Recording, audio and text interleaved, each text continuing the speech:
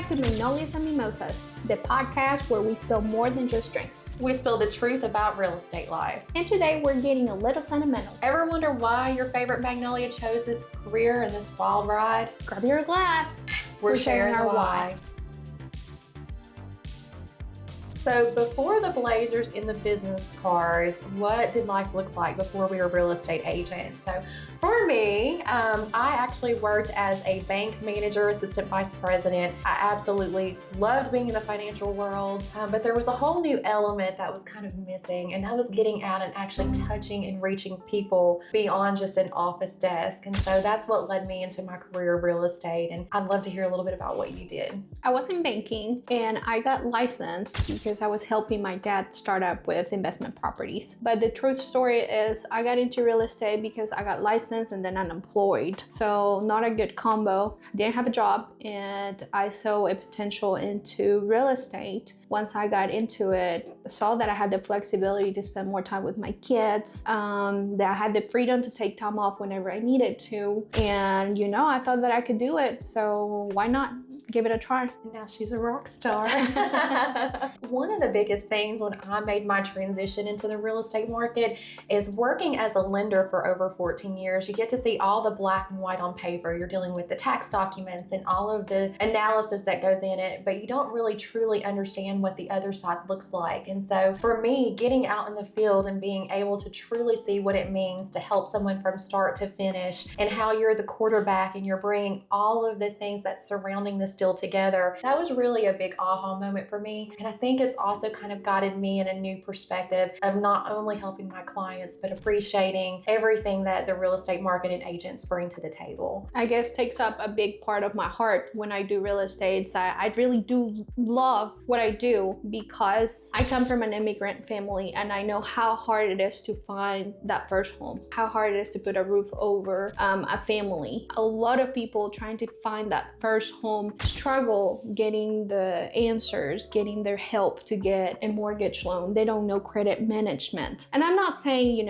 everyone, but a lot of people don't know where to go or how important it is to find someone with the experience and the knowledge to actually help you. For me, it's just the most rewarding job that I have ever had, I would say. It's like handing over keys to a family that has been renting for 15 years and they can finally have a backyard for the kids to run free. It's life-changing, really. As far as AHA, one thing at Next Home that we really enjoy is we love helping people create their chapters and making them beautiful. I know that's a whole new element that not everyone will understand, but you're awesome. That's awesome. Oh, thank you. But this job truly is not for the weak and the faint of heart. So with all of the great things in real estate, there are some things that cause a little bit of emotional stigma. What would you say has been the hardest challenge for you? When you have lack of communication, because we as realtors want to make sure that looking out for our clients, and it is important that we surround ourselves by professionals that are doing the same for our clients. So communication is key. Whether it's good or bad news, you need to be in the know. I think I 100% agree with that. Communication is where it all begins. And I think for me, also kind of piggybacking off of that is just really thinking into all the unexpected things that could happen.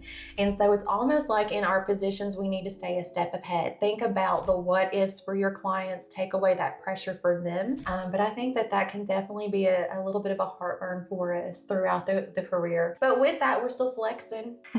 He said it's not for the weak. So for any new agents out there, a piece of advice that you could give? I think for any agent, and specifically like new agents going into this, is believe in yourself. If you take the time to invest into yourself, gain the knowledge, pair with a good mentor that really sees you as an asset, then all of that's going to carry over to your customer. The more knowledge that you have, that really truly is your superpower. You have to set yourself apart. Also, no matter how much business you think you want or you can get, keep one thing in mind. There's enough to go around for everyone. It's you versus you. Go be your superpower. Go show the world what you can do. I think we lack, once we get into real estate, is we have all this flexibility, but it is important to really maintain time management strategies.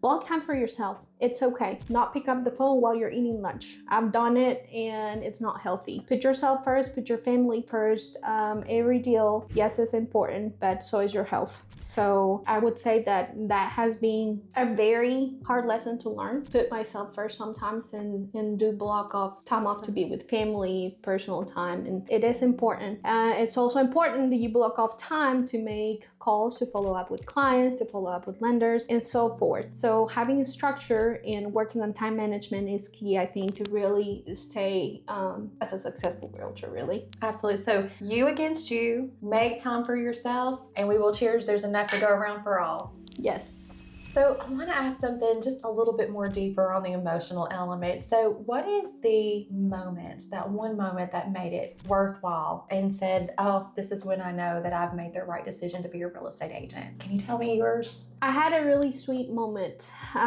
when we were touring a home and it was a final walkthrough. So this family was getting keys to their home the next day and everybody was excited going into the house. The lady had an older son and he was autistic. He kept playing with an old stereo that was built into the kitchen. And I saw him, so I tried to help him to get some music turned on. And we got it to work. And he held my hand and he made me dance in the middle of the kitchen. Aww. And till now, it's one of probably the most special moments that I have lived throughout the years. But I still remember that the lady thanked me because in over 20 years, she had tried to buy a house and that was their first home. So, and when they came back up from looking in the basement, they saw us in the kitchen because they had seen us trying to work and they didn't think that it worked, but there was music playing and I was dancing with their son. So, oh, yeah.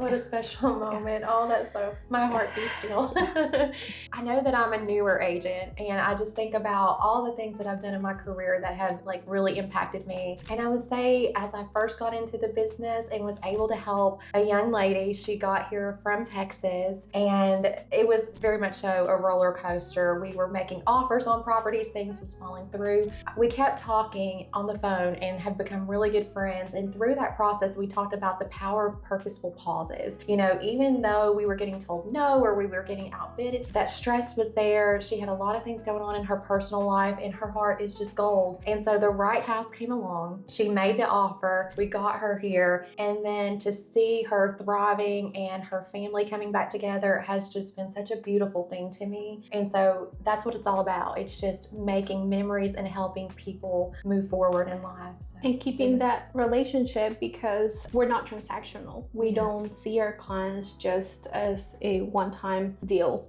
We really try to make it a long-lasting relationship. And I am happy to say that I have made a lot of friendships throughout the years. It's so great to work for Next Home. It really, truly is not just about getting in a home. We are a family. Our customers, our clients become our family. We're family. It's just so beautiful. And we always put humans over houses. Humans over houses. Keep that in mind. Share this with your friends, family, your neighbors, your niece, anyone that you know that might be interested into a good time with Magnolia and Mimosas. Oh, do us another favor. Hit subscribe, like. Also, licensed agents, in the comment section below, leave a tip or a good piece of advice that you think would help a new agent. Thank you all. We love you at Next Home.